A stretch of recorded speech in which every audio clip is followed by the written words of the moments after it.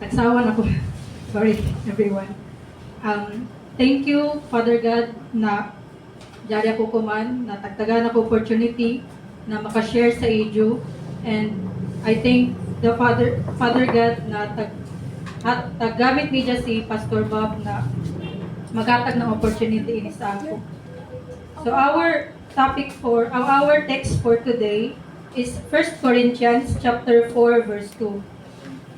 1 Corinthians chapter 4 verse 2. It says here that moreover it is required in stewards that one be found faithful. So our theme for this month today is responsibility, faithfulness, and accountability. So amen. So we all know that as Christians believer, everything we have belongs to God. We are not owners. We are stewards. Meaning, pangalaga lang tayo ng bagay na binigay sa atin ng Diyos. People entrusted to manage what belongs to Him. Today, we'll learn 3 important lessons: responsibility, faithfulness, and accountability. Responsibility. We are stewards of God's gift. A steward is someone who manages another person's property. God has entrusted us with our life, our time, our talents, our family, our work, our opportunities.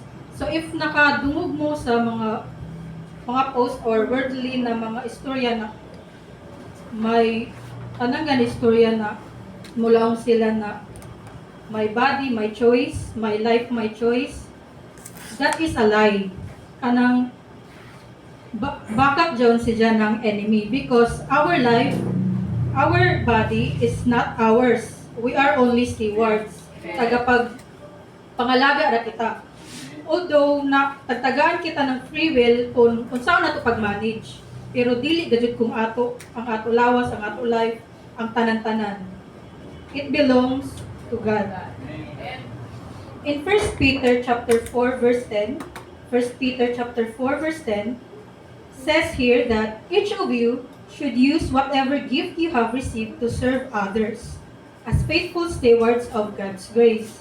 So here Peter reminds us that our gifts are not only for ourselves but also to bless others. If we are gifted on something that more than others, we shouldn't use that gift to brag or step on others. For example, if you are gifted with knowledge, kanang mas abdi ka, mas matalino ka, if you are gifted with that, di mo kinahanglan gamiton ang imo ka-bright para mo tamakan ng ibang tao. For example, kanang may nakita ko na mahina. So, dili nimo need na, hala kahina niya, mas abdi ka ko. Instead, we use our gift to share it with others. Kung bright ka o kung may mas lamang ang imo knowledge, you should teach others. Labi na kung may nakita di mo na dili sila kabalo. So we should ask ourselves, am I using my gifts for God's glory?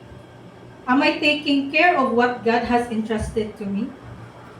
Let's proceed to faithfulness. God looks for faithful hearts. Apostle Paul says the requirement is faithfulness. Not fame or success, it is faithfulness. Faithfulness means doing your best every day, being honest, obeying God even when no one notices. We do not need to broadcast what we did or what we do to just be recognized. Di na to kinahanglan ilaong pasalain na, uy, nag-pray ra ba ko everyday? Uy, nagkuan ra ba ko, nagbasa ra ba ko Bible everyday? Kay nakita man ng Ginoo kung unsa imo gibuhat in secret. Because God watches us every time kanang ang Ginoo nakakita sa ato kung unsa ato ginabuhat, kung unsa ato'y ginahimo. So let's go back to 1 Corinthians chapter 4 verse 2. Apostle Paul says he doesn't said na be the smartest. He doesn't said be the richest. He doesn't said be the most successful. He says be faithful. Jesus taught the same principle. in Luke chapter 16 verse 10, Luke chapter 16 verse 10, whoever can be trusted with very little can also be trusted with much. So God often prepares us for greater responsibilities by watching how we handle the small ones. So dili ang Ginoo mohatag sa imo ng dako diretsyo na responsibilidad. Dili ang Ginoo mohatag sa imo ng dako dadyo na challenge. He gives you gamay asa na challenge, little by little, kay para kung makita niya na kaya nimo ang gagmay na butang, makaya nimo ang dako na mga responsibilities. In Galatians 6 chapter 9, in Galatians chapter 6 verse 9, Galatians chapter 6 verse 9 says, "Let us not become weary in doing good, for at the proper time we will reap a harvest if we do not give up." Amen. Sometimes faithfulness isn't exciting.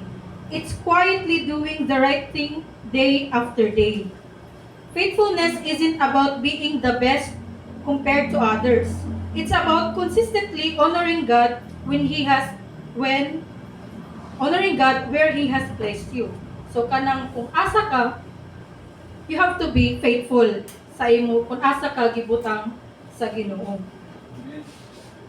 For example ra sa worship team, they have to be faithful in sa worship team na required sila na mag-practice sa kada Sabado and muto nga. So they have to be faithful. And amo sab sa ato matag isa. Now let's proceed to accountability. One day we will answer to God. Since we are stewards, one day we will give in an account to God. At the end of our life, we are going to meet the owner, the creator. In Romans chapter 14 verse 12, Romans chapter 14 verse 12 says, "So then each of us will give an account of ourselves to God." This isn't mean to frighten us, but to remind us that our lives have purpose. Jesus illustrated this in the parable of talents from the Gospel of Matthew chapter 25 verse 14 to 30. Ako i-summarize. A master entrusted his servants with different amounts of money before leaving on a journey. When he returned, he asked each servant to give an account of how they had managed what was entrusted to them. The faithful servants heard these words. Matthew chapter 25 verse 23, "Well done, good and faithful servant. You have been faithful with a few things. I will put you in charge of many things." So notice, Jesus didn't say, "Well done, successful servant." He said, "Well done, faithful servant." So Apostle Paul reminds us that our goal isn't simply to achieve success. Our goal is to be faithful with whatever God has entrusted to us. So remember these three truths. Responsibility. Everything I have is entrusted to me by God. Can you repeat after me? Everything I have is entrusted to me by God. entrusted to me by God. Amen. Next is faithfulness. God asks me to be dependable even in the little things. Repeat after me again. God asks me God asks to me be dependable to be dependable even the little things. even the little things. Last but not the least is accountability. One day I will answer to God for how I live. Repeat after me again. One day One day I will answer to God I will answer to for God how I live. for how I live. So we should ask ourselves, am I responsible with my time and abilities? Am I faithful when no one is watching? If Jesus returned today, could I say I was a faithful steward? As followers of Christ, may our greatest desire to be hear Him nan maglaong sa ato na, "Well done, good and faithful servant." This is the ultimate reward for a life lived in responsibility, faithfulness, and accountability. Yun lamang po. Salamat.